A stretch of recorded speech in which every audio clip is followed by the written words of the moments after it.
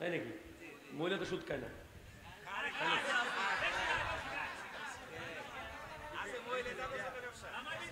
আল্লাহ আমার মা বোনদেরকে বোঝার তৌফিক দান করুক।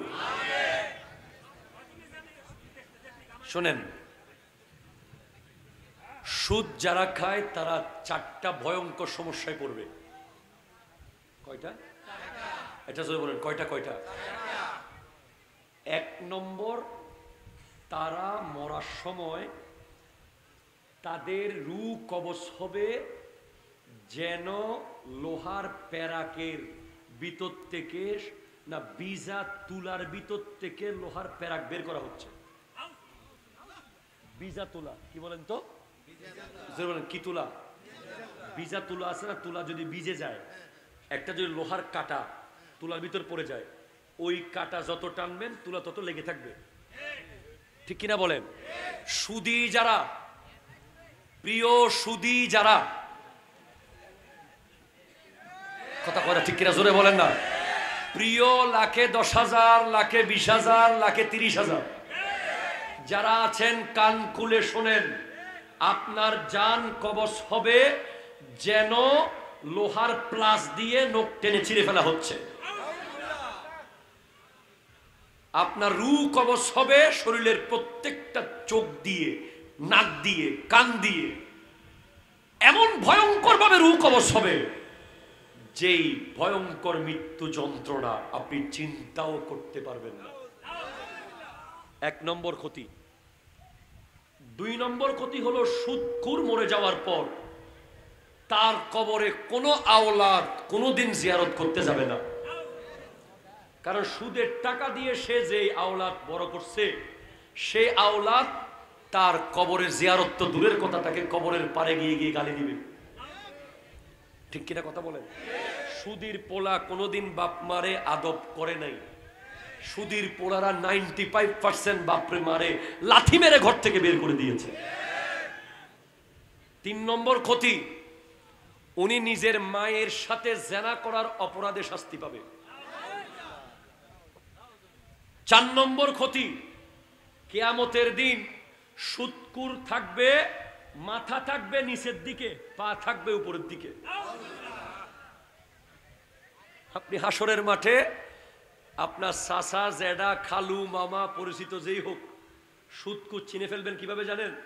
দেখবেন কল্লা থাকবে নিচের দিকে, পা থাকবে, আপনি তখন এভাবে করেন, কিরে কাকা, কথা বলেন না, ঠিক কিনা জোরে বলেন না?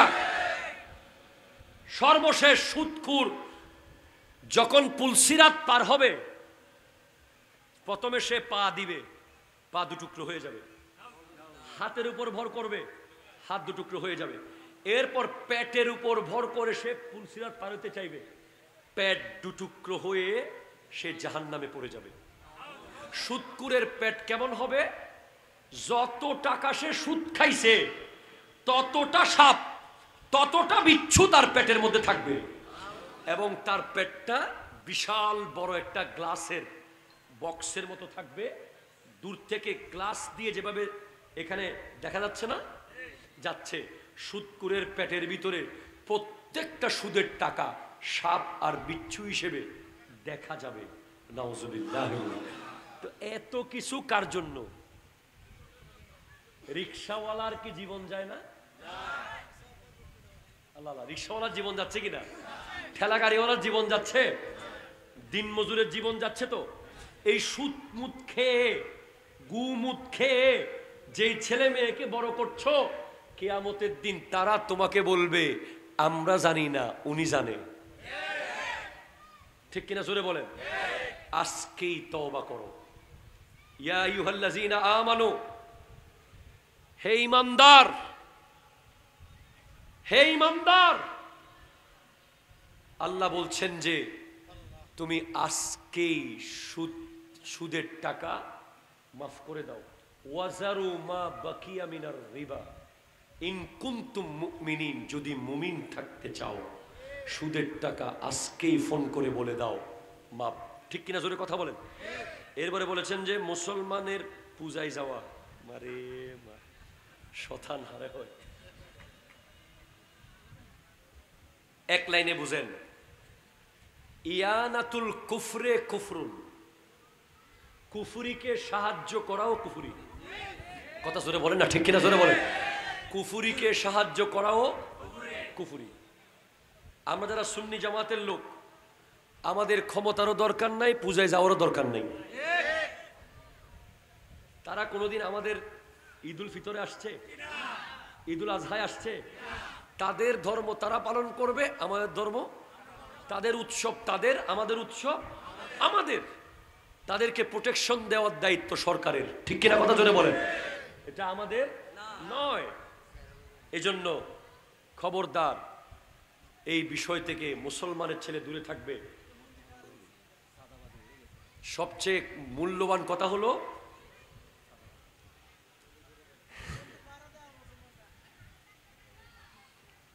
এটা ডায়লগ আছে না আমাদের দেশে, ধর্ম যার যার 100% কুফরি ডায়লগ। এই ডায়লগ যারা মানবে তারা কাফের হয়ে যাবে, ঠিক কিনা কথা জোরে বলেন। ধর্ম যার যার, উৎসব তার তার। কথা জোরে বলেন, ঠিক কিনা জোরে বলেন।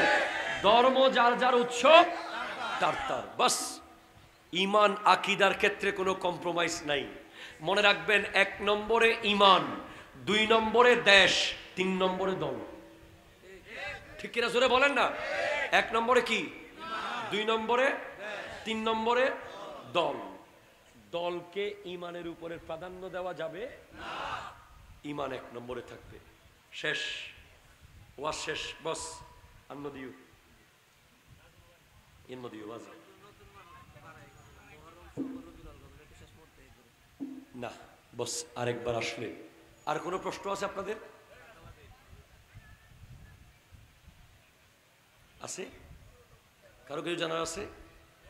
আচ্ছা, একজন ভাই বলেছে যে সম্মিলিত মোনাজাত, সমস্যা আছে? সম্মিলিত মোনাজাত সমস্যা আছে আপনাদের এখানে? হ্যাঁ, আপনারা সবাই মিলে মোনাজাত করেন তো? করেন? বলেন করেন, আবার বলেন করেন। তারপর একটা দলিল দিয়ে যাই। আমার নবী একবার মসজিদ নববীতে, তিরমিজি শরীফের হাদিস, হ্যাঁ মহিলা পদ্মা বলবো, ঠিক আছে, ওরা যখন আছে। কোন শরীফের হাদিস? তিরমিজি শরীফ হাদিস। সুবহানাল্লাহ জোরে বলেন না। আমার নবী মসজিদ নববীতে বসা আছেন, এক ব্যক্তি এসে নামাজ পড়ে তাড়াতাড়ি করে চলে যাচ্ছে। কি করে? তাড়াহুড়া করে। নবীজি বলছেন, আজিলতা আইয়ুহাল মুসাল্লি, তুমি কি তাড়াহুড়া করলে? বলে, ইজা সাল্লাইতা ফাকাআত্তা, তুমি যখন নামাজ শেষ করবে তুমি বসবে। এটা জোরে বলেন না সুবহানাল্লাহ। তারপর কি করবে? ফাহমিদিল্লাহ বিমা হুয়া আহলুহু, আল্লাহর প্রশংসা করবে যতটুকু প্রশংসার হকদার আল্লাহ। এটা জোরে বলেন না সুবহানাল্লাহ। এরপরে বলছে ফাসাল্লা আলাইয়া, এরপর নবীর উপর দরুদ পড়বে। এরপরে বলে ফাদউহু, আল্লাহু আকবার জোরে বলেন। এরপর আল্লাহর কাছে কি করবে? দোয়া করবে। তো এই কথা বলার পর আরেক সাহাবা এসে নামাজ পড়লো, এরপরে আল্লাহর প্রশংসা করলো, নবীর উপর দরুদ পড়লো, মোনাজাত করলো।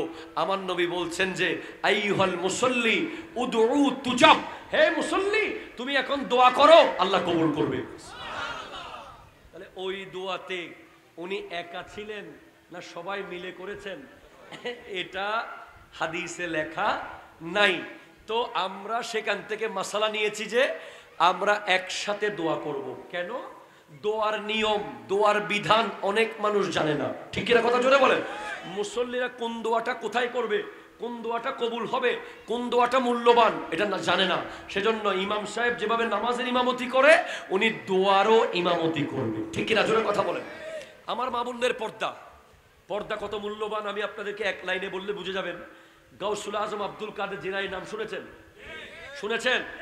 ওই যার নামে গাউসিয়া কমিটি বাংলাদেশ, ঠিক কিনা জোরে কথা বলে। গাউসিয়া কমিটি বাংলাদেশ এটা কোনো রাজনৈতিক সংগঠন, এটা কোনো ব্যক্তিগত সংগঠন, এটা কোনো পীরের সংগঠন, এটা হলো আব্দুল কাদের জিলানী রহমতুল্লাহ আলাইহির সংগঠন। জোরে বলেন সুবহানাল্লাহ। এই গাউসুল আজম আব্দুল কাদের জিলানী রহমতুল্লাহ আলাইহি, ওনার আম্মা উম্মুল খায়ের আমাতুল জব্বার ফাতেমা, সুবহানাল্লাহ জোরে বলেন।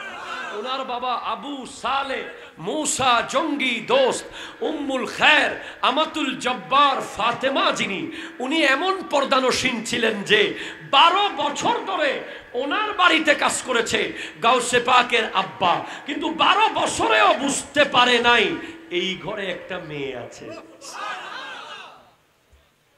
ও ভাই, আমাদের মা বোনদের এখন বর্তমানে 12 মিনিটে বলা যাবে কয়টা মেয়ে আছে,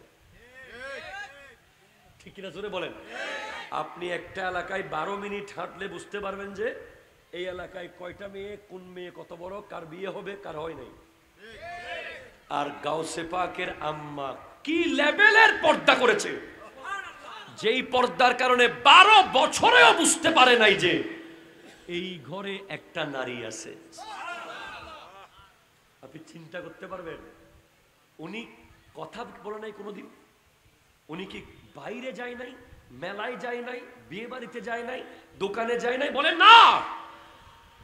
উনি এমন পর্দা করেছেন যে কারণ ওনার পেট থেকে বের হবে গোটা আউলিয়ায়ে কেরামদের সর্দার আব্দুল কাদের জিলানী রহমতুল্লাহ আলাইহি। হযরতে ফাতেমাতুজ জাহরা নাম শুনেছেন? এই চশমা ভাই নাম শুনেছেন? ফাতেমাতুজ জাহরা রাদিয়াল্লাহু তাআলা আনহা, উনি কে? নবীজির কন্যা, জোরে বলেন সুবহানাল্লাহ। সাইয়্যিদা ফাতেমাতুজ জাহরা, উনি শুধু মানুষকে পর্দা করেন নাই, আল্লাহর ফেরেশতাকেও পর্দা করতেন। আজরাইল ফেরেশতা যখন জান কবজ করতে আসবে, উনি আল্লাহকে বলছেন, আল্লাহ তোমার ফেরেশতাকে আমি লজ্জা পাচ্ছি, তুমি আমার জানটা নিজে একটু কবজ করো। তাফসীরের কিতাব এসেছে এই পৃথিবীতে একটা মাত্র রূহ, যেই রূহ আল্লাহ খুদ নিজের কুদরতের ব্যবস্থাপনায় কবজ করেছে, সেটা হলো ফাতেমাতুজ জাহরা রাদিয়াল্লাহু তাআলা। এরপরে আয়েশা সিদ্দিকা রাদিয়াল্লাহু তাআলা, উম্মুল মুমিনিন, মুমিনদের মা হযরতে আয়েশা, উনি শুধু মানুষকে, জিন্দা মানুষকে পর্দা করেন নাই, কবরের ভিতরে থাকা মানুষকেও পর্দা করেছেন। আমার নবী যখন ইন্তেকাল করেছেন, দুনিয়া থেকে পর্দা করেছেন, আয়েশা সিদ্দিকা রাদিয়াল্লাহু তাআলা নবীর রওজায় যাওয়ার সময় তেমন কঠিন পর্দা করেন নাই। পরে সিদ্দিক আকবর ইন্তেকাল করেছেন, কঠিন পর্দা করেন নাই। যখন ফারুকে আজম ইন্তেকাল করলেন, নবীর পাশে শুয়ে গেলেন, আয়েশা সিদ্দিকা এমন কঠিন পর্দা করেছেন যেটা বলার বাইরে। জিজ্ঞেস করা হলো, যখন নবীর কাছে যেতেন রওজার ভিতরে পর্দা তেমন করেন নাই, বলে কারণ নবী হলো আমার স্বামী। সুবহানাল্লাহ বলে। এরপরে সিদ্দিক আকবর হলো আমার বাবা, বাবার কাছে মেয়ে গেছে, স্বামীর কাছে বিবি গেছে, এখন ওমর ফারুকে আজম রওজার মধ্যে শুয়ে আছে, ওনাই আমার সাথে ওনাকে পর্দা করতে হবে, ওনার সামনে বেপর্দা যাওয়া আমার জন্য জায়েজ নাই। তাহলে আমার মা বোনেরা তো ফেরিওয়ালার সামনে চলে যায়, স্বামীর বন্ধুর সাথে কথা বলে,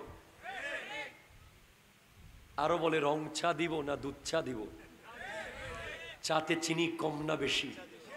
খবরদার, আপনাকে অসামাজিক বলুক, মা আপনি কান খুলে শোনেন, বোন আপনি কান খুলে শোনেন, আপনাকে মানুষ অসামাজিক বলুক, এরপরেও বেগানা পুরুষ যদি আপনার ঘরে আসে, আপনার ঘরে যদি কোনো পুরুষ মানুষ না থাকে, আপনি কড়া ভাষায় বলবেন যান পরে আসেন। কথা জোরে বলেন না ঠিক কিনা? এটা ইসলাম ভাই, এটা ইসলাম, আপনি এটা মানতে হবে। কোন বেগানা পুরুষ, আপনার স্বামী বিদেশ আছে না নাই, প্রবাসীর স্ত্রীরা আছে না নাই, আপনার স্বামী বিদেশ, বেগানা পুরুষ আপনার বাড়িতে এসেছে, যার সাথে কথা বলার মতো কোনো পুরুষ নাই, আপনি তাকে মিষ্টি ভাষায় ভাইয়া ভালো আছেন, আসেন না, বসেন, দরকার নাই, ঠিক কিনা বলেন? আপনার নিজের ইজ্জতকে আপনার হেফাজত করতে হবে। আপনি বলবেন যান পরে আসেন, ঘরে কেউ নেই। কথা জোরে বলেন ঠিক কিনা? তাহলে আপনার পেট থেকে ওলি আল্লাহ বের হবে, না হলে আপনার পেট থেকে বড় বড় সান্দাবাজ বের হতে পারে। আল্লাহ বুঝার তৌফিক দান করুন। আজান দেওয়ার আগে সালাতুস সালাম, বস শেষ, আর প্রশ্ন নিব না। আজানের আগে সালাতুস সালাম দেওয়া জায়েজ, জায়েজ, জায়েজ, জায়েজ। কেউ যদি না জায়েজ বলে আমার সাথে আসতে বলেন, বসুক, কথা বলবো। এটাকে শুধু শুধু জোর করে কোনো কারণ ছাড়া নবীর সাথে দুশ্মনী করতেছে। এই সালাতুস সালাম কার? আরো জোরে বলেন না কার? আরো জোরে কার? নবীর দুরূদ পড়লে, নবীর সালাম দিলে এতে বেদাতের কি আছে? এতে নাজায়েজের কি আছে? আল্লাহ কোরআনে বলেছেন ওয়াসাল্লিমু তাসলিমা, তুমি সালাম দেওয়ার মতো দাও। কোন জায়গায় দিবা এটা আল্লাহ বলে নাই, ঠিক না? জোরে কথা বলেন। কোন টাইমে দিবা এটাও আল্লাহ বলেন নাই, দিতে বলেছেন, শুধু দিতে বলেছেন। এখন আপনি কি প্রস্রাবখানায় দিবেন? আপনি কি বিবির সাথে সহবাসে দিবেন? আপনি কি ব্যবসার মাল চালু করলে দিবেন? আপনি কি হাসি আসলে দিবেন? অটোমেটিক আপনি এই জায়গাগুলোতে দিবেন না। তো আজানের আগে তো কোনো ধরনের অসুবিধার জায়গা না, এটা তো ভালো জায়গা। উজু করে এসেছে, এখন আল্লাহর জন্য আজান দেব, এর আগে নবীর দরুদ পড়ছি। আল্লাহ আমাদেরকে বোঝার তৌফিক দান করুক। আমি আপনাকে কি করে বোঝাবো যে কিয়ামতের মাঠে শুধু একটা সওয়াবের জন্য মানুষ আটকে যাবে? একটা সওয়াব, একটা সওয়াব কামাইতে 30 সেকেন্ড লাগে না। আল্লাহু আকবার বললেই সওয়াব হয়ে গেছে। একবার দরুদ শরীফ পড়লেই সওয়াব হয়ে গেছে। But nowadays our young crowd totally busy on such kind of games, internet, TikTok, ঠিক কিনা জোরে বলেন? আমাদের প্রজন্ম এমন ভাবে এই দুনিয়ার মধ্যে আসক্ত হয়ে গেছে যে 24 ঘন্টায় মিলে একবার দরুদ শরীফ পড়ার টাইম পায় না, ঠিক কিনা বলেন? বলেন বলেন, এটা আপনারা নিজেরাই দেখেন। এই যুব সমাজ, এই প্রজন্ম সারা দিনে মিলে একবার আল্লাহ এই শব্দ বলার সুযোগ হয়নি, এরকম যুবক হাজার হাজার আছে। এটা একটা বিশাল প্ল্যান। এই প্ল্যানের অংশ যেন আমরা হতে না পারি, আমরা যেন এই প্ল্যান থেকে বেঁচে থাকতে পারি, এজন্য আল্লাহর ওয়ালিরা বিভিন্ন জায়গায় বিশাল বড় বড় ক্যাম্প আমাদেরকে বানিয়ে দিয়েছেন। তার মধ্যে this is one kind of camp to save your ইমান, বিলিভ। কাদেরিয়া, তাহেরিয়া, সাবেরিয়া দাখিল মাদ্রাসা, এই মাদ্রাসার চারপাশে অন্তত যুবকরা এমন বেশি গোমরা হতে পারবে না যতদিন মাদ্রাসা থাকবে, ঠিক কিনা জোরে কথা বলে? আজকের এই মাহফিল হতো না যদি মাদ্রাসা না থাকতো। সুতরাং আপনি মনে করেন যে আপনি বড় ভাগ্যবান, আপনার বাড়ির পাশে কাদেরিয়া, তাহেরিয়া, সাবেরিয়া মাদ্রাসা হয়েছে, এবং এই কারণে আপনার বাড়ির পাশে একটা প্যান্ডেল হয়েছে যেখানে কোরআন সুন্নাহর বয়ান হচ্ছে, এবং আপনি কোনো না কোনোভাবে শয়তানের সাথে যুদ্ধ করে প্যান্ডেলে ঢুকে পড়েছেন, ঠিক কিনা কথা ধরে বলে? আপনারে বাইন্দা আনা সম্ভব হতো না। যেইভাবে দুনিয়া আপনাকে গ্রাস করেছে, পাওয়ার, ক্ষমতা, টাকা পয়সা, আরো চাই, আরো দাও, আরো লাগবে, এই আরোর ভিতরে আপনি ঢুকে গেছেন। কিন্তু আল্লাহ তাআলা বড় দয়া করেছে যে আপনাকে এই প্যান্ডেলে ঢুকিয়েছে। সুতরাং আপনাকে প্যান্ডেল থেকে বের করার জন্য এখন বহু শক্তি কাজ শুরু করে দিয়েছে অলরেডি। অদৃশ্য বহু শক্তি আপনাকে ইশারা ইঙ্গিতে বলছে, আচ্ছা একটু করে মোড় থেকে ঘুরে আসি, আচ্ছা একটা ফোন আসছে একটু কথা বলে আসি, আচ্ছা একটু বাইরে মেলা হচ্ছে একটু দেখে আসি। আপনাকে মারাত্মকভাবে চেষ্টা করবে বের করে ফেলতে। প্রথম শর্ত হলো আপনি বের হবেন না। কে কে বের হবেন না হাত তুলেন তো দেখি। আল্লাহু আকবার, আল্লাহু আকবার, আল্লাহু আকবার।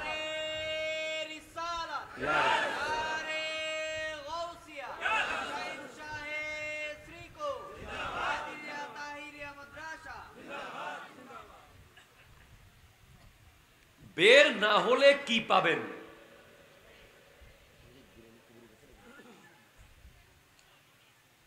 বের না হতে পারলে শেষ পর্যন্ত হেদায়েত আপনার হয়ে যাবে ইনশাআল্লাহ। এরপরে আর কি পাবেন? আপনি এখান থেকে বের না হওয়ার পুরস্কার 1450 বছর আগে আমার নবী অলরেডি দিয়ে দিয়েছেন। নবীজি সাহাবায়ে কেরামকে উদ্দেশ্য করে বলেছেন, তুবা লিমান রানি ওয়া আমানা বি ওয়া তুবা সাবা মাররাতিন লিমান লাম ইয়ারাউনি ওয়া আমানা বি। যারা আমি নবীকে দেখে দেখে ঈমান এনেছো তোমাদেরকে একবার মোবারকবাদ, আর যারা আমাকে না দেখে 72 ফেরকার সাথে যুদ্ধ, আই হাই হাই, আল্লাহু আকবার, আল্লাহু আকবার, নারে রিসালাত, বোকা ডুবে যাচ্ছে। যারা আমাকে না দেখে 72 রকমের শয়তানের সাথে যুদ্ধ করে ঈমানের উপরে থাকবে, তাদেরকে আমার নবী 7 বার মোবারকবাদ দিয়ে গেছেন। কয়বার দিয়ে গেছেন? 7 বার। কারণ ঠিক আছে, লাগবে না, কারণ আপনার এখানে থাকাটা হাজার রকমের শয়তানের সাথে যুদ্ধ করে আপনাকে থাকতে হচ্ছে। সেজন্য আপনার জন্য মোবারকবাদ বেশি। আল্লাহ বুঝার তৌফিক দান করুক, আমিন জোরে বলেন সবাই। আরেকবার মোহাব্বতে চিৎকার দিয়ে আল্লাহুম্মা সাল্লি আলা।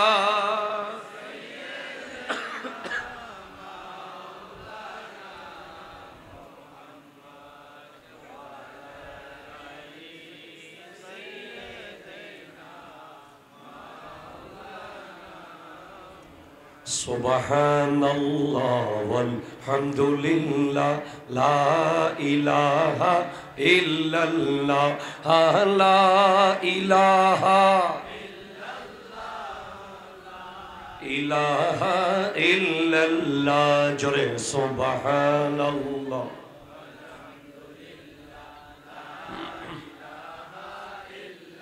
লা ইলাহা।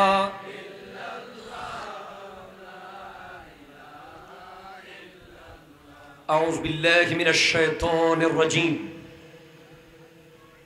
بسم الله الرحمن الرحيم. الأخلاء يومئذ بعضهم لبعض عدو إلا المتقين. আরো জোরে। আমার যে যুবক ভাইয়েরা আমাকে রিসিভ করেছে এক কালার ড্রেস পরা, তারা এখানে বসুক। যারা আমাকে মোহাব্বত করে তারাও যুবক ভাইরা সামনে আসুক। প্যান্ডেলের তেরপাল না পেলেও আপনি মাঠে বসে যান, আপনার গায়ে ধুলাবালি লেগে যাক, গায়ে ধুলাবালি লেগে যাক, আজকে ধুলাবালি লাগতে দেন। কারণ আল্লাহর দ্বীনের প্রোগ্রামে ধুলাবালি লাগাইতে পারলে আমার নবী বলেছেন লা ইয়াজতামিউ কুবারুন ফি সাবিলিল্লাহি ওয়া দুখানু জাহান্নাম। আল্লাহর রাস্তায় যারা গায়ের মধ্যে ধুলাবালি লাগাইতে পারে, ওই ধুলাবালির কারণে ওই শরীরে আর জাহান্নামের আগুন লাগবে না। একটু জোরে বলেন সুবহানাল্লাহ, জোরে বলেন।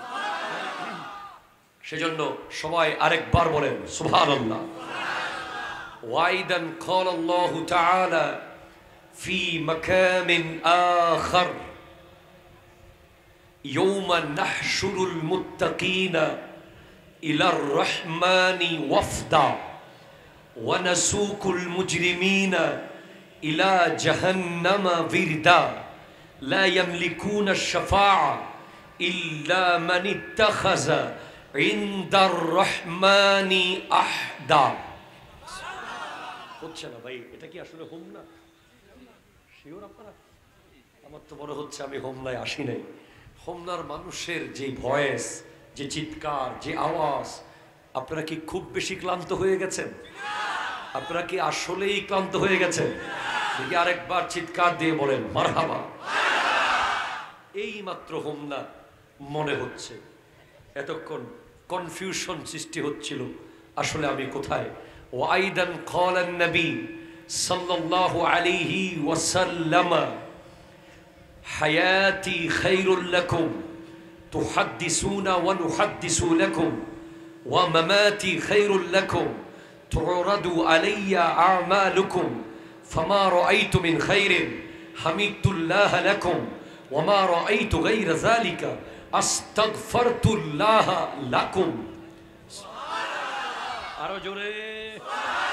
صدق الله مولانا العظيم وصدق رسوله النبي الأمين المكين الكريم الرؤوف الرحيم ونحن على ذلك لمن الشاهدين والشاكرين والحمد لله رب العالمين ربي صلي وسلم وبارك عليه يا عربي يا قرشي يا هاشمي يا لكبي يا مكي يا مدني يا مطلبي সকলে একবার ঈমানি আওয়াজে দ্যত্ত কণ্ঠে চিৎকার দিয়ে বলেন ইয়া রাসূলুল্লাহ ডান হাত তুলে বলেন ইয়া হাবিবাল্লাহ ইয়া নবী আল্লাহ ইয়া নূর আল্লাহ ইয়া রাহমাতাল লিল আলামিন এবার বলেন মদিনা যাবেন কিনা বলেন কারা কারা মদিনা যেতে চায় মদিনা আল্লাহু আকবার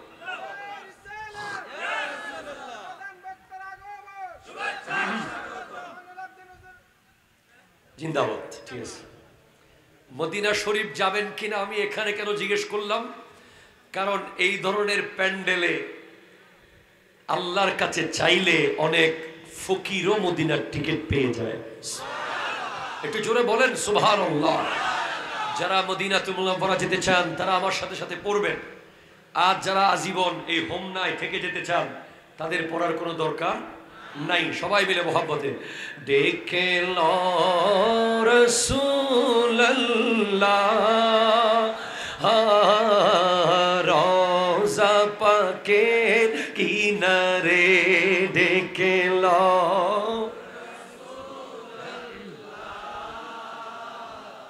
রওজা পাকের কিনারে আমি কেঁদে কেঁদে ওই গোসারা ধন্য করো দিদারে আমি কেঁদে কেঁদে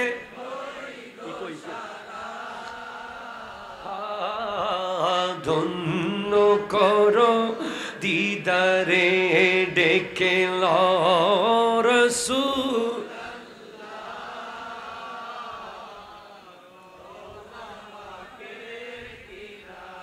ও আমি কেঁদে কেঁদে ওই গোসারা ধন্য করো দিদারে দুই সাথীকে পাশে নিয়ে ঘুমিয়ে আছো নিঝুম নিরালায় দুই সাথীকে ঘুমিয়ে আছো নিঝুম নিরালায় সাড়া দাও রাসূলুল্লাহ ডাকে অধম তোমারে ডেকে লো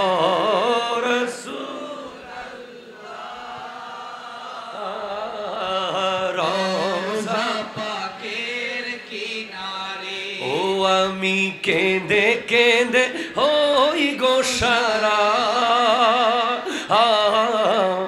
ধন্য করো দিদারে ও মদিনা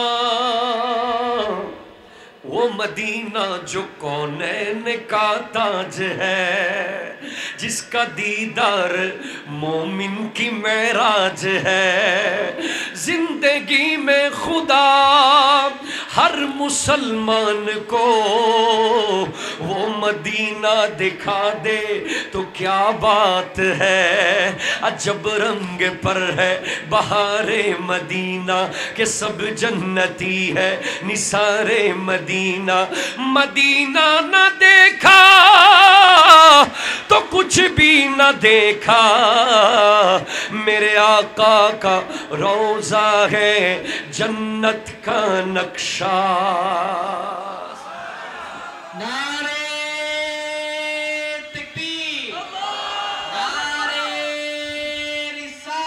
ইয়া রাসূলুল্লাহ।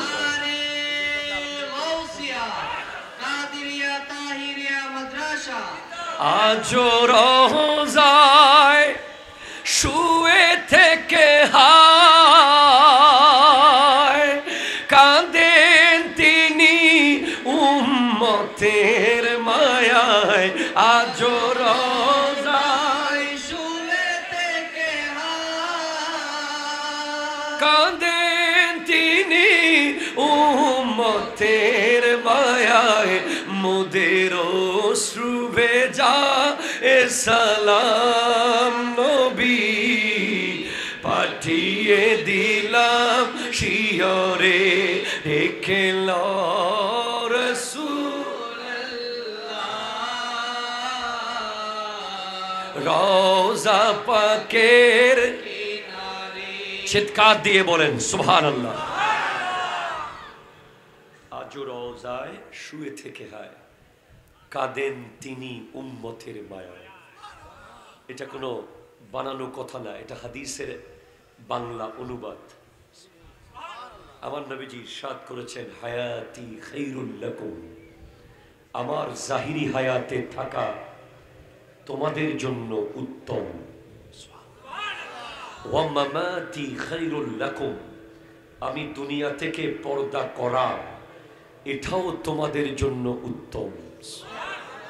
কেন? তুরাদু আলাইয়া আমালুকুম, তোমাদের প্রত্যেকটা আমল আমি নবীর কাছে পৌঁছে দেওয়া হবে। এই মুহূর্তে, এই জাস্ট নাও আমরা যে যা করতেছি সব আমার নবীর রওজায় চলে যাচ্ছে। আপনি বাইরে দাঁড়িয়ে দাঁড়িয়ে কথা বলতেছেন সেটাও চলে যাচ্ছে, আপনি মাহফিলে দাঁড়িয়ে দাঁড়িয়ে দরুদ পড়তেছেন সেটাও চলে যাচ্ছে। তো আমার নবী বলেছেন ফামা রাআইতু মিন খায়রিন, আমি যখন দেখব যে আমার উম্মত ভালো কিছু করছে, হামিদুল্লাহ লাকুম, আমি আমার উম্মতের হয়ে আল্লাহর প্রশংসা করব। ওয়া মা রাআইতু গায়রা যালিকা, আর আমি যখন দেখব আমার উম্মত ভালোর বিপরীত কিছু করছে, আস্তাগফারতুল্লাহ লাকুম, আমি আমার উম্মতের পক্ষ থেকে আল্লাহর কাছে ক্ষমা চাইতে থাকব। এই সাউন্ড ফ্ল্যাট করো, ঠিক করো, কি শুরু করছো? বাস ঐতিহ্যবাহী কাদেরিয়া তাহিরিয়া সাবেরিয়া দাখিল মাদ্রাসার উদ্যোগে ষষ্ঠ বার্ষিক ওয়াজ ও দোয়া মাহফিলে সম্মানিত, এটা পড়লে আমি আজকে আর মাহফিল করতে পারবো না ভাই, আই এম সো সরি ভাই। প্রধান অতিথি, বিশেষ অতিথি, সম্মানিত সভাপতি, অতিথিবৃন্দ, বিশেষ করে দুইজনের নাম অন্তত করি, নাহলে আমরা যাইতে দিব না আমার রাস্তায়। আলহাজ ডাক্তার মোহাম্মদ গোলাম মুস্তফা সাহেব, জনাব মাস্টার মোহাম্মদ আমির হোসেন সাহেব, বাকি সমস্ত অতিথিবৃন্দ যাদের প্রত্যেকের অ্যাবিলিটি, কোয়ালিটি, যোগ্যতা আমার চেয়ে অনেক অনেক বেশি। আসসালামু আলাইকুম ওয়া রাহমাতুল্লাহি ওয়া বারাকাতুহু। আসলে আমরা চট্টগ্রামের বাইরের মাহফিলগুলোতে খুব কম আসার কারণে আমরা ইউজ টু না। এখানকার একটা ঢং আছে মাহফিলের, আলাদা একটা তর্জ আছে, একটু ঝাঁকানি, একটু জজবা, একটু জিকির।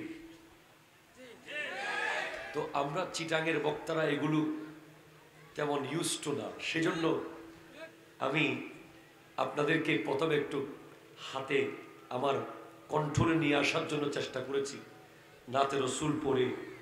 এখন বাকি সময় শুধু ওয়াজ চলবে, আপনারা কি বিরক্ত হয়ে যাবেন?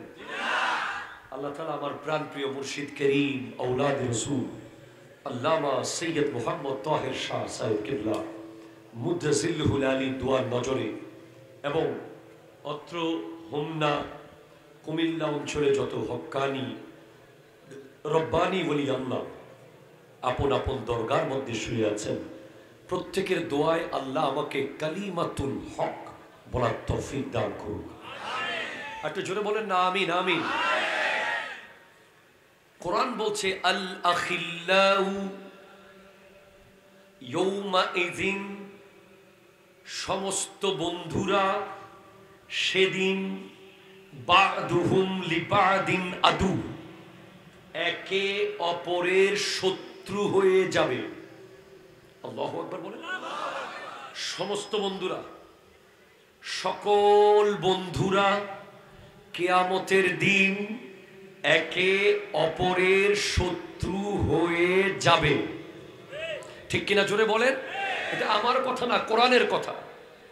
ইল্লাল মুত্তাকিন, একমাত্র নেককার, তাকওয়াবান, আল্লাহওয়ালা, পরহেজগার যারা বন্ধু, তারা কিয়ামতের মাঠেও বন্ধু থেকে যাবে। সাউন্ড ক্লিয়ার করো, জুমজাম বন্ধ করো। যেই বন্ধুত্ব মোটরসাইকেলের কারণে হয়েছে, কি কারণে হয়েছে কথা বলে না, কি কারণে হয়েছে? যেই বন্ধুত্ব মোটর বাইকের কারণে হয়েছে, যেই বন্ধুত্ব ফেসবুকের অ্যাকাউন্টের কারণে হয়েছে, যেই বন্ধুত্ব টিকটকের কারণে হয়েছে, যেই বন্ধুত্ব জুয়ার আড্ডায় হয়েছে, যেই বন্ধুত্ব অনলাইন গেম খেলতে খেলতে হয়েছে, যেই বন্ধুত্ব ক্ষমতার কারণে হয়েছে, যেই বন্ধুত্ব নেতা হওয়ার কারণে হয়েছে, যেই বন্ধুত্ব ব্যবসায়িক কারণে হয়েছে, যেই বন্ধুত্ব চাকরির কারণে হয়েছে, সে সব বন্ধুত্ব কিয়ামতের মাঠে থাকবে না, থাকবে না, থাকবে না। হাত তুলে বলো ঠিক কিনা বলো। আর যেই বন্ধুত্ব আল্লাহর জন্য হয়েছে, যেই বন্ধুত্ব নবীর কারণে হয়েছে, যেই বন্ধুত্ব আল্লাহর ওলিদের কারণে হয়েছে, যেই বন্ধুত্ব আল্লাহর ঘর মসজিদের কারণে হয়েছে, যেই বন্ধুত্ব আল্লাহর নবীর ঘর মাদ্রাসার কারণে হয়েছে, ওই বন্ধুত্ব এখানেও থাকবে, ওখানেও থাকবে। আপনি কথা বুঝেন? এখানেও থাকবে, ওখানেও থাকবে। তারা ওখানে কেমন থাকবে? ধরেন মাদ্রাসার সাথে যারা সম্পৃক্ত থাকে, যারা সারা বছর মাদ্রাসা মাদ্রাসা, এতিমখানা এতিমখানা এমন করে, এলাকার কিছু লোক আছে এদেরকে একটু হিংসা করে। ঠিক কিনা বলেন বলেন বলেন। একটু ছোট করে দেখে, একটু মনে হয় বিকারি বিকারি টাইপের। মানে যারা মাদ্রাসার জন্য চাইতে যায়, মাদ্রাসার জন্য খুঁজতে যায়, মাদ্রাসার জন্য সিমেন্ট খুঁজে, লোহা খুঁজে, ইট খুঁজে, মাদ্রাসার ছাত্রদের ভাতের জন্য চাল খুঁজে, কিংবা মসজিদের জন্য ইমামের বেতন খুঁজতে যায়। ঠিক কিনা কথা জোরে বলেন। যারা সারা জীবন এসব কাজে থাকে, এদেরকে এলাকার কিছু ওভার স্মার্ট মানুষ একটু আন্ডার এস্টিমেট করতে চায়, ছোট করে দেখতে চায়। ঠিক কিনা কথা বলেন। অথচ আপনি দেখবেন আপনার বাসার ড্রয়িং রুমে তাদের জায়গা না হলে কিচ্ছু আসে যায় না। ঠিক কিনা কথা জোরে বলেন না বলেন। আপনার বাসার ড্রয়িং রুমে, আপনার এলাকার দামি প্রোগ্রামে মাদ্রাসার সাথে যারা লেগে থাকে, এতিমখানার সাথে যারা থাকে, হেফজোখানা যারা করে, ওরা আপনার ড্রয়িং রুমে জায়গা না পেলেও আল্লাহ তাদের জন্য জান্নাতে ড্রয়িং রুম বানিয়ে রেখেছে। ওয়াল্লাহ এটা আমার কথা না ভাই, please. It is not my statement. This is the very authentic statement of Allah. আল্লাহ বলছেন সূরা মারিয়ামে, ইয়াউমা নাহশুরুল মুত্তাকিনা ইলার রহমানি ওয়াফদা। কাল হাসরের মাঠে ওই মুত্তাকিরা, ওই তাকওয়াবানরা, যাদের গোটা জিন্দেগি ছিল আল্লাহ আল্লাহ। ঠিক কিনা জোরে কথা বলে। আপনি যে আল্লাহ আল্লাহ করেন, এটার প্রমাণ হলো আপনি যখন মাহফিল করেন। আপনি যে আল্লাহকে ভয় পান, তার প্রমাণ হলো এই মাহফিল। আপনি যদি আল্লাহকে ভয় না পেতেন, এখানে তো গান হতো। কথা জোরে কয় না, ঠিক কিনা জোরে বলে না। আপনি যদি আল্লাহকে ভয় না পেতেন, এখানে তো ক্রিকেট খেলার টুর্নামেন্ট হতো। আপনি যদি আল্লাহকে ভয় না পেতেন, এখানে তো ফুটবল খেলার টুর্নামেন্ট চলতে থাকতো। আপনি আল্লাহকে ভয় পান, তার প্রথম প্রমাণ এই এলাকার মানুষ যে আল্লাহকে ভয় পায় তার প্রথম প্রমাণ হলো তারা মাহফিল করছে। মাহফিল তারা কেন করে? তারা মাহফিলের মাধ্যমে কবর হাসরের চিন্তা সেটা মনে আছে বলে কিছু সওয়াব অর্জন করতে চায়। ঠিক কিনা বলা চলে বলে? তো যে সমস্ত ব্যক্তিরা বাইকে একটু কম চড়ে আর কি, চ্যালেঞ্জার 5 আছে না বাইকের, অনেকগুলো এক্সট্রা লাগায় না, এলাকার খুব স্মার্ট ছেলে আছে না যাদের এক হাতে আইফোন 16 আর এক হাতে স্যামসাং S23 আছে না? এই কথা জোরে বলেন না। যারা জিন্সের প্যান্ট পরে এখানে ছিঁড়া ছিঁড়া, যাদের গায়ে বার্সেলোনা রিয়াল মাদ্রিদের জার্সি থাকে, আর্জেন্টিনার জার্সি পরে, এই টাইপের ছেলেরা ওই টাইপের ছেলেদেরকে যারা টুপি দিয়ে দাড়ি নিয়ে ভাই একটু মাদ্রাসার জন্য দেন না, ওদেরকে ওরা মনে করে আনস্মার্ট, খ্যাত খ্যাত। ঠিক কিনা কথা জোরে বলেন না? কি মনে করে? খ্যাত। আরে তোদের কোনো কাজ নাই, খালি মাহফিল মাহফিল, মাদ্রাসা মাদ্রাসা করস কেন? আসলে না এরকম? ওদের জন্য হাসরের মাঠে আল্লাহ ড্রয়িং রুম বানিয়ে রেখেছে। আল্লাহ বলছেন ইয়ৌমা নাহশুরুল মুত্তাকিনা ইলার রহমানি ওয়াফদা, কিয়ামতের মাঠে ওই মুত্তাকি ব্যক্তিরা যারা গোটা জিন্দেগি আল্লাহর ভয়ে আল্লাহর মাদ্রাসা দ্বীনের খেদমত করেছে, মসজিদের খেদমত করেছে, মাদ্রাসার খেদমত করেছে, এতিমখানার খেদমত করেছে, মাহফিলের খেদমত করেছে, কোরআনের খেদমত করেছে, সুন্নাহর খেদমত করেছে, বাপ মার খেদমত করেছে, ওলি আল্লাহর খেদমত করেছে। ঠিক কিনা? তারা কিয়ামতের মাঠে আল্লাহর জান্নাতে ঢুকবে মেহমানের মতো। কিসের মতো? আমি প্রথমে এই কথা কেন বললাম? যাতে এই মাদ্রাসায় যারা কাজ করে, যারা মাদ্রাসার জন্য জীবন দিয়ে কাজ করে, ওরা আজকে থেকে কাজের গতি বাড়াবে আরো 200 গুণ। ঠিক কিনা বলেন? ওরা এই স্টেজে বসতে না পারলেও ওদের জন্য জান্নাতে স্টেজ বানিয়ে রাখবে আল্লাহ। ঠিক কিনা কথা বলেন? এখন আপনি বুঝেন প্লিজ আমার যুবক ভাই, তোমরা সরবা না, তোমাদের কথা আছে কিন্তু, তোমাদের জন্য আলাদা 10 মিনিট থাকবে, তোমরা সরবা না। হোয়াট ইজ দ্য সিগনিফিক্যান্সি অফ মাদ্রাসা? মাদ্রাসার কি দরকার? নামাতের ও আনার মাতন না বাজে কি সমস্যা না হতে হতা কেন হোক? মাদ্রাসার কি দরকার? প্রশ্ন আছে না নাই?